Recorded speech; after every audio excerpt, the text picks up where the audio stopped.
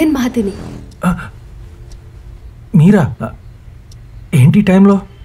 ఏంటి ఈ టైంలో నిద్రపోతున్నారా? మార్నింగ్ లేవరా? కొంచెం హెడేక్గా ఉంటే. చెప్పండి, ఎందుకు ఫోన్ చేశారు? ఓ సారీ తర్వాత చేయనా? ఎలాగో లేచే ఉన్నాను కదండి, చెప్పండి. మీతో అర్జెంట్గా పని ఉంది, లొకేషన్ షేర్ చేస్తా, వస్తారా? ఓకే.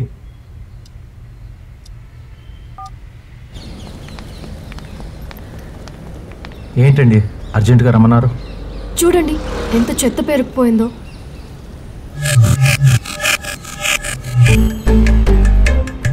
ఏంటలా చూస్తున్నారు? 15 రోజుల నుండి ఇక్కడ చెత్త తీయమని మున్సిపాలిటీకి ఎన్నిసార్లు చెప్పినా పట్టించుకోవట్లేదు. వర్షాకాలం వస్తుంది, కాలనీలో పిల్లలకి దోమలు కుడితే వైరల్ ఫీవర్స్ వస్తాయి. అందుకే మిమ్మల్ని పిలిచాను.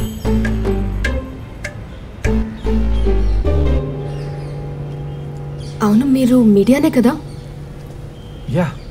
అమ్మయ్యా, రికార్డ్ చేసి టెలికాస్ట్ చేయండి. ఏంటి చెత్తనా? నేను పక్కన అర్జెంట్ పని వదులుకుని వచ్చాను ఇక్కడికి.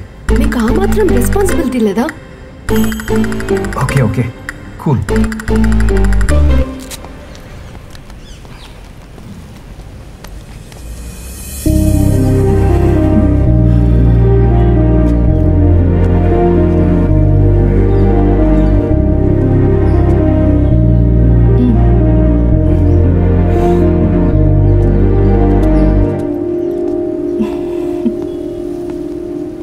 ఎప్పుడు టెలికాస్ట్ అవుతుంది? రేపు. Thank you. నన్ను పిలిచింది ఈ చెత్త కోసమే కదా? అవును, ఎన్నిసార్లు అడుగుతారు? ఆఫ్ కోర్స్, ఇది అయ్యాక కాఫీకి రమ్మందాం అనుకున్నా. బిజీ కదా మీరు? No no no no no no, ఇంకా చాలా టైం ఉంది. నా పని ఇంకా నైట్కే కదా. ఈవినింగ్ ఫుడ్ స్ట్రీట్ మీద ప్రోగ్రామ్ చేస్తాను. అయితే వెళ్దామా?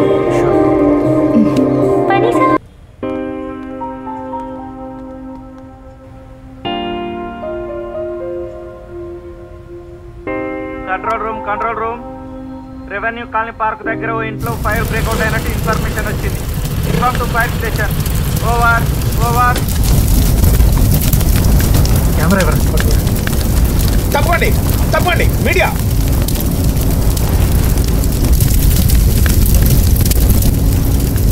ఇదేంటే మంటలాడిపే వాళ్ళకంటే టీవీ వాళ్ళే ముందు వచ్చారు.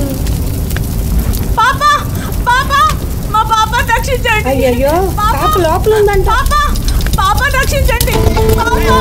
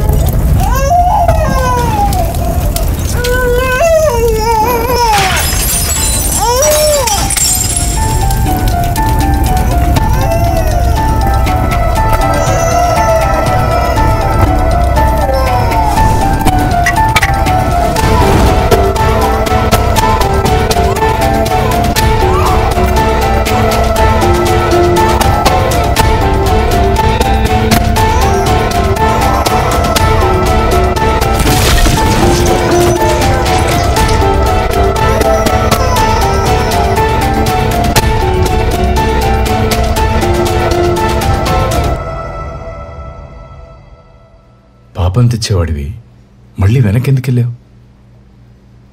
ఇదంతా ఎందుకు షూట్ చేశావు? కేవలం పాపను కాపాడటమే కాదు సార్, దాని కవరేజ్ కూడా డ్రామాటిక్గా ఉండాలి. మామూలుగా షూట్ చేస్తే ఏముంటుంది, కేవలం మంటలు పొగ అంతే. కానీ ఆ మంటల్లో కాలిపోతున్న ఆ పాప జ్ఞాపకాలు, తండ్రి లేని పాప వాళ్ళ నాన్నతో దిగిన ఫోటోలు, బయట నిస్సహాయురాలైన వాళ్ళ అమ్మ బిడ్డను కాపాడమని ఏడవటం, ఇదంతా చూస్తే కానీ జనాలు కనెక్ట్ అవ్వరు. మీరే కదా అన్నారు న్యూస్ సెన్సేషనల్గా ఉండాలని. పాపకేమైనా అయ్యుంటే? నేనున్నాను కదా సార్. ఇంత రిస్క్ చేసింది మోర్ టీఆర్పీస్, మోర్ మనీ కోసం. మరి అంత డేంజరస్గా ఉన్నావేంట్రా? అప్పుడప్పుడు తప్పదు సార్. డబ్బు లేని నా పాత జీవితాన్ని మళ్ళీ నేను చూడదలుచుకోలేదు. మనం ఎలా ఉండాలనుకుంటామో అలాగే ఉంటాం. కానీ ఎలా ఉండాలో అనే నిర్ణయం జాగ్రత్తగా తీసుకోవాలి.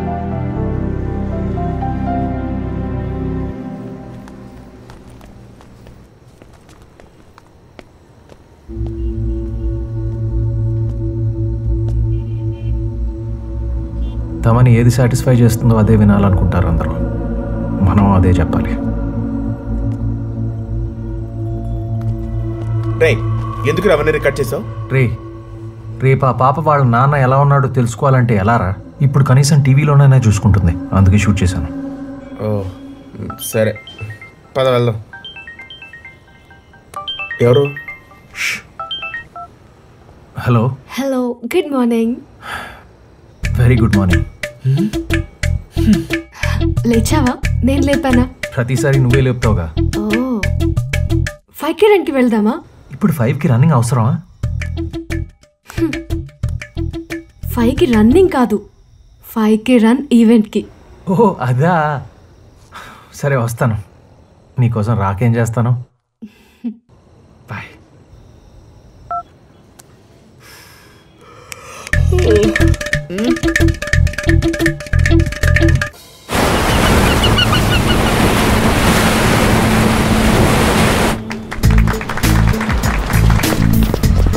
ఇలాంటి ఈవెంట్స్ ఈవినింగ్ పెట్టుకోవాలి, ఇలా ఎర్లీ మార్నింగ్ ఎందుకు? ఇంట్రెస్ట్ లేకపోతే రానని చెప్పాలి. చేసేది మంచి పని కోసమేగా. అరే ఇప్పుడు ఏమన్నానని? పొద్దున్నే రన్నింగ్కి వస్తే ఇలాగా మార్నింగ్ జాబ్ వెళ్ళే వాళ్ళకి ట్రాఫిక్ జామ్లో ఇబ్బంది అవుతుంది కదా. Early morning jobs. Sorry.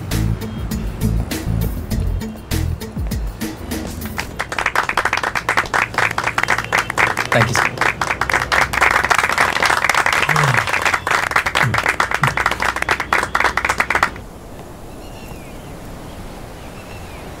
Hello. 5 minutes please. పరిగెత్తి తలిసిపోయాను, పడుకుంటా.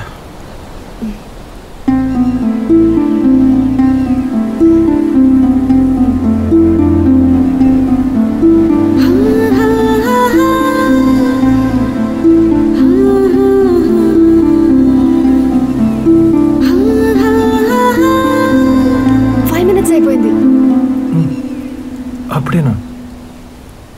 బ్రేక్ఫాస్ట్ చల్లారిపోతుంది.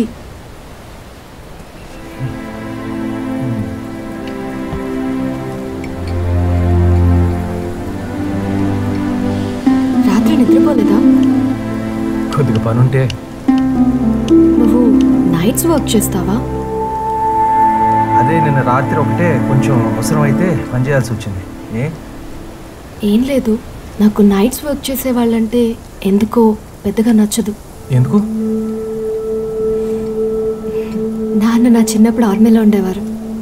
అప్పుడు ఆయన చూసింది చాలా తక్కువ. రిటైర్ అయ్యాక నైట్ సెక్యూరిటీ ఆఫీసర్గా పనిచేస్తున్నారు. నేను జాబ్కి వెళ్ళే టైంలో ఆయన పడుకొని ఉంటారు. నేను ఇంటికి వచ్చేసరికి డ్యూటీకి వెళ్తారు. రాత్రుల్లో నేను అమ్మ మాత్రమే ఉంటాము. ఒక కూతురిగా ఆయనతో బయటకు వెళ్ళాలన్నా కుదరదు. అందుకే నైట్ వర్క్ చేసేవాళ్ళంటే నాకు నచ్చదు. సార్ బిల్ 200 అయింది బిల్లు. Welcome to TV 24/7. కొన్ని రోజులుగా వైజాగ్ లో ప్రముఖ TV channels broadcast tools violet చేసి న్యూస్ ని టెలికాస్ట్ చేస్తోంది. ఇప్పుడు మనం ఎక్స్క్లూజివ్ విజువల్స్ ద్వారా చూస్తున్నాం. చూడకు నాన్న. ఎక్స్క్యూజ్ మీ, కొంచెం టీవీ ఆఫ్ చేయండి. Thank you.